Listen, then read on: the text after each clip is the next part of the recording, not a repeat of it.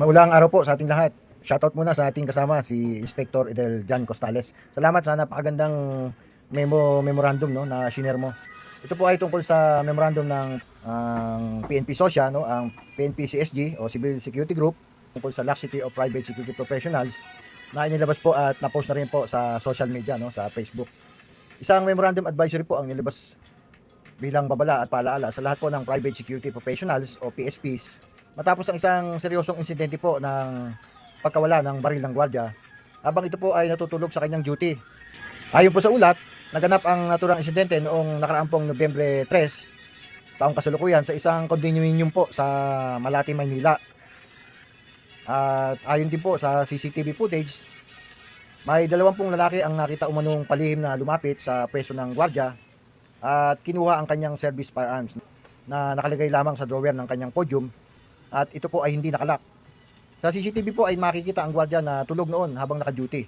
Dahil po sa nangyari, nagpalabas po ng Memorandum Advisory ang PNP SOSYA, no, ang PNP CSG o Civil Security Group, na ang title nga po ay Laxity of Private Security Professionals.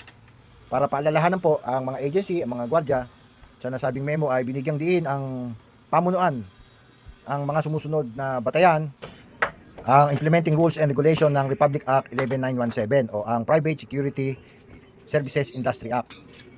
Sa IRR po ng Republic Act 10591 o ang Comprehensive Firearms and Ammunition Regulation Act at ang 11 General Orders po na dapat sundin ng lahat ng security guard.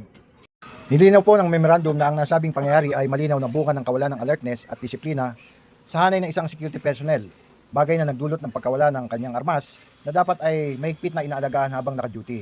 Ayon pa sa memo, lahat ng private security professional ay inaatasang sumunod at isabuhay ang mga provision ng 11 General Orders, lalo na ang pagiging alerto at mapagmasid habang nasa tungkulin. Ang pagkawala ng service firearms ay ituturing na paglabag ng may katapat na parusa ayon sa umiiral na batas. Ang naturang memo ay nagsisilbing paalaala sa lahat ng gwardiya at security agencies na ang kapabayaan gaano man kaliit ay maaaring magdulot ng malaking panganib sa publiko at sa reputasyon ng buong industriya ng security.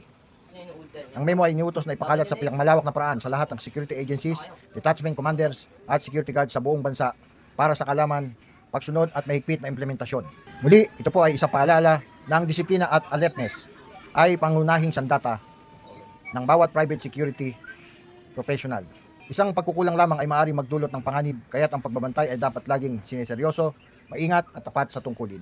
Muli, ito po ang inyong lingkod, F. Santos, ng Dagdag Kalaman, Munting Kalaman. Ingat po tayong palagi at mabuhay.